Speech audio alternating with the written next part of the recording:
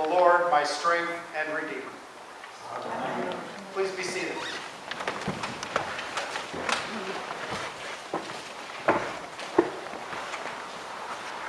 In 1961, the Swedish warship Vasa broke the surface of the water after 333 years on the bottom of the sea.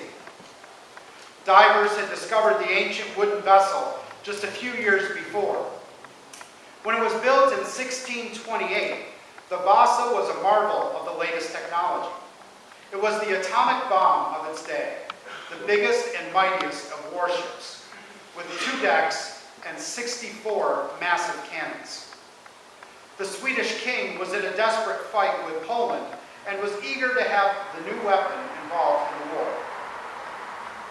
On Sunday, the 10th of August, 1628, Vasa lay rigged and ready for sea just below the Swedish royal palace, Tre Kronor.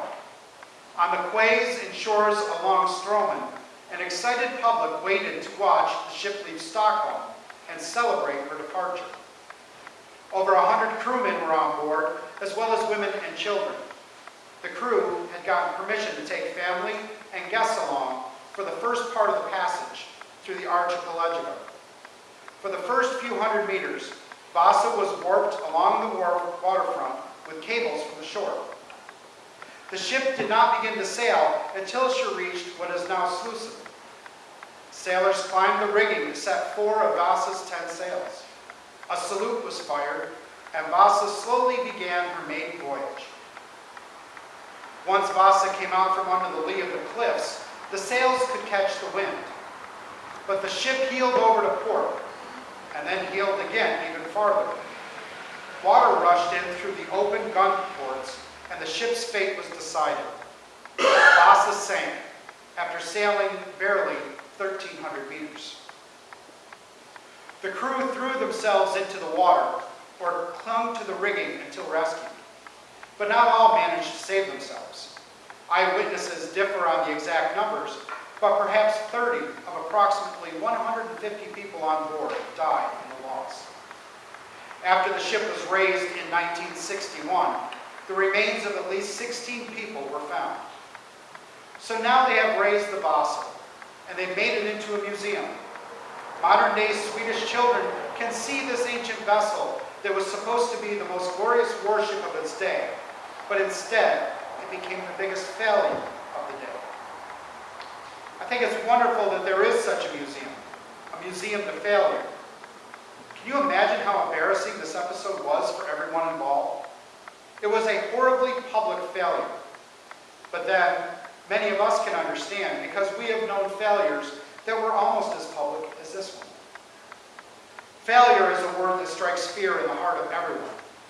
Our society has become so success-orientated that we have very little tolerance for failure. We glamorize the Michael Jordans and the Bill Gates of the world and ridicule the misfits and ordinary persons like you and me. I doubt very much that Jesus was the superstar of Nazareth Senior High School. But growing up in Joseph's carpenter shop, he became commonly known as the town constable or the village paper boy. He was one of them. In today's gospel lesson, Jesus comes home. He begins teaching in the synagogue, and at first, everyone is quite impressed. Mark tells us that many who heard him were astounded. Where did he get his wisdom? What is this gift that he has been given? What's with these amazing things that are being done by his hands? But isn't that Mary and Joseph's son? Isn't he the kid that used to kick a ball around in our streets? Isn't he the same kid who tipped over a cow in the field? And then they were offended by his teaching. Who does he think he is? Some big shot? In Samaria, they loved him. In Cana, he could turn water into wine.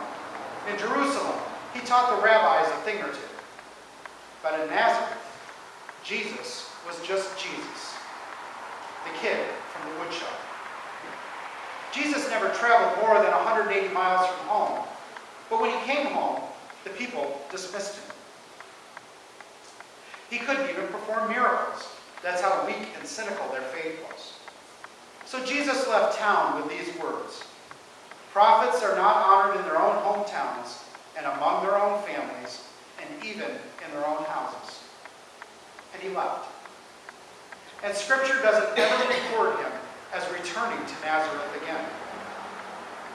If the adage is true that familiarity breeds contempt, then Jesus was too familiar with the people of Nazareth to be effective in sharing his knowledge about God and the kingdom of heaven.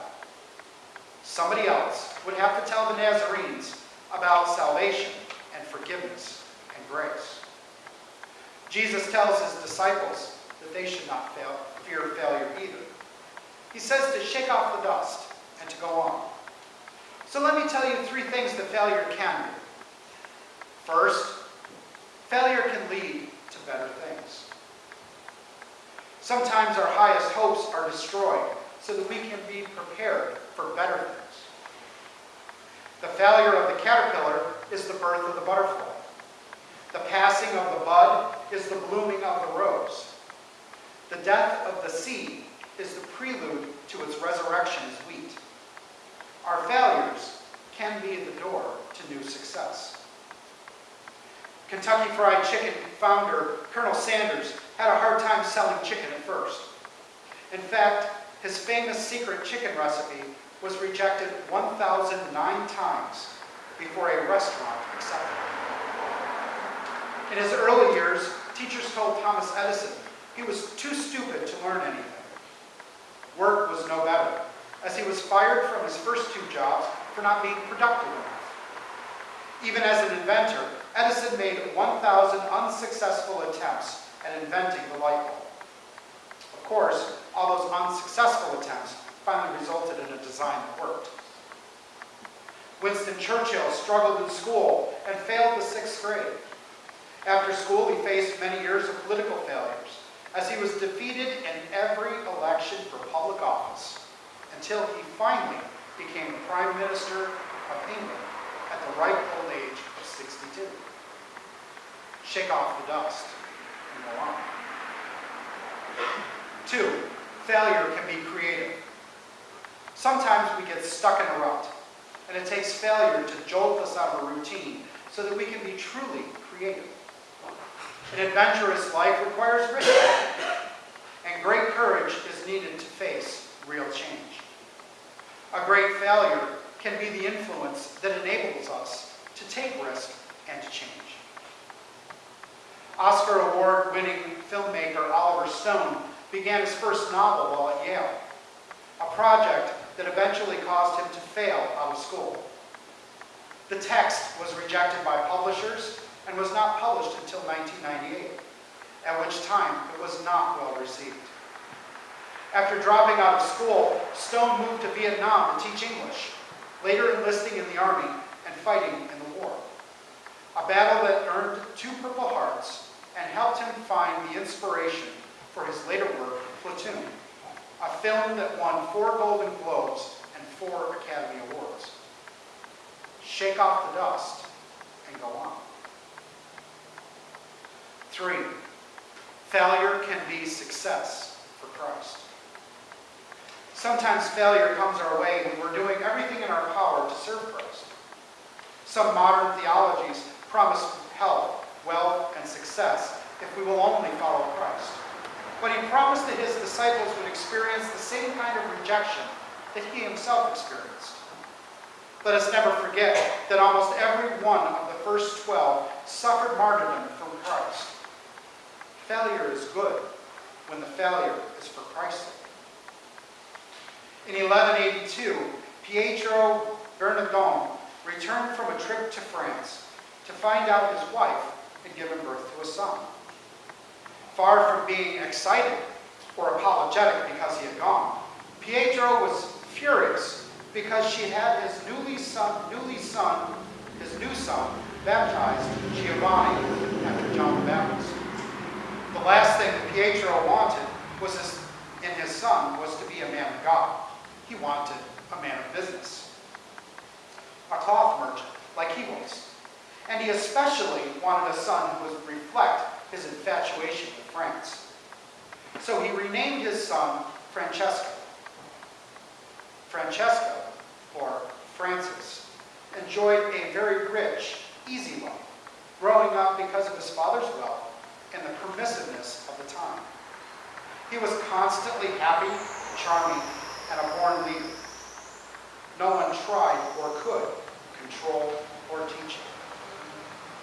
As he grew up, Francis became the leader of a crowd of young people who spent their nights in wild parties. Thomas of Solano, his biographer, who knew him well, said, "In other respects, an exquisite youth, he attracted to himself a whole group of young people addicted to evil and accustomed to vice. He loved the songs of France, the romance of France, and especially the free, adventurous troubadours of France who wandered through Europe. And despite his dreaming, Francis was also very good at business.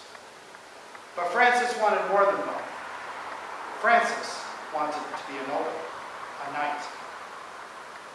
Battle was the best place to win the glory and prestige he longed for.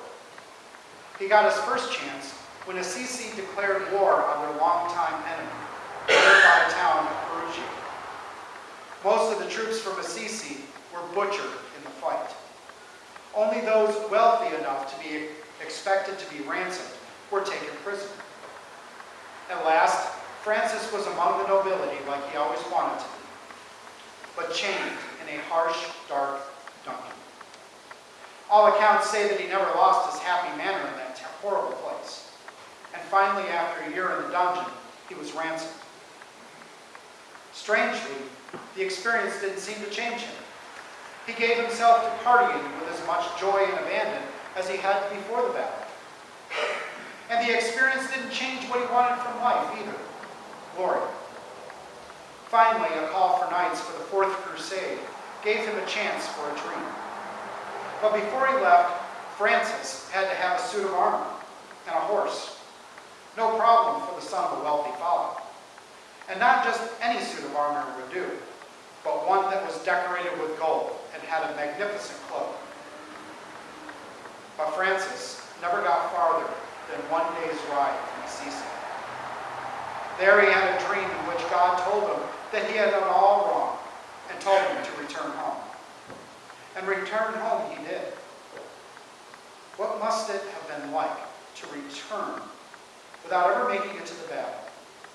The boy who wanted nothing more than to be liked was humiliated, laughed at, called a coward by the village, and raged at by his father for the money wasted on armor.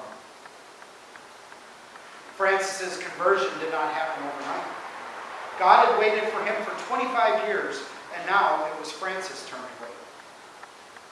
He spent more time in prayer. He went off to a cave and wept for his sins. Sometimes God's grace overwhelmed him with joy, but life couldn't just stop for God. There was a business to run, customers to wait on. One day while riding through the countryside, Francis, the man who loved beauty, who was so picky about food, who hated deformity, came face to face with a leper. Repelled by the appearance and the smell of the leper, Francis nevertheless jumped down from his horse and kissed the hand of the leper. When his kiss of peace was returned, Francis was filled with joy. As he rode off, he turned for a last wave and saw that the leper had disappeared. He always looked upon that time as a test from God, a test that he had passed. His search for conversion led him to the ancient church as San Damiano, and while he was praying there, he heard Christ on the crucifix speak to him, "Francis, repair my church." Francis assumed this meant church for the small c, the crumbling building that he was in. Acting again in his impetuous way, he took fabric from his father's shop and sold it to get money to repair the church. His father saw this as an act of theft, and put together with Francis' cowardice, waste of money, and his growing disinterest in money, made Francis seem more like a madman than a son.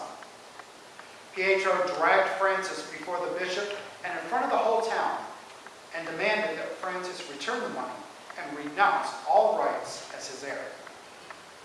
The bishop was kind to Francis, and he told him to return the money and said that God would provide. That was all Francis needed to hear. He not only gave back the money, but stripped off all his clothes, the clothes his father had given. And in front of the crowd that had gathered, he said, "Pietro Bernardone is no longer my father. From now on, I can say with complete freedom, Our Father, who art in heaven." Wearing nothing but cast-off rags, he went off into the freezing woods, singing. From then on, Francis owned nothing. Yet his life and his writings inspired us to reach God each and every day.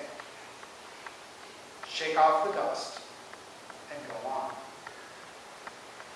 And I suppose the message that I have for you today is that we all have the same opportunity. We can sit and wallow in our failures, or we can learn from them, grow from them, and move on and try again. That is the beauty of the church. It is here where we all come to worship together, but it is also the place where we can share our failures with each other, to gain strength and courage to get up and have a go at it again. Jesus Christ knows what failure is. Today's readings are ripe with failure. Failure is not the end of the world. Failure is not a debilitating disease that ruins us for eternity. In fact, we should not be afraid to fail. We should expect failure at times. And then we can exercise Jesus' ritual of failure. Shake off the dust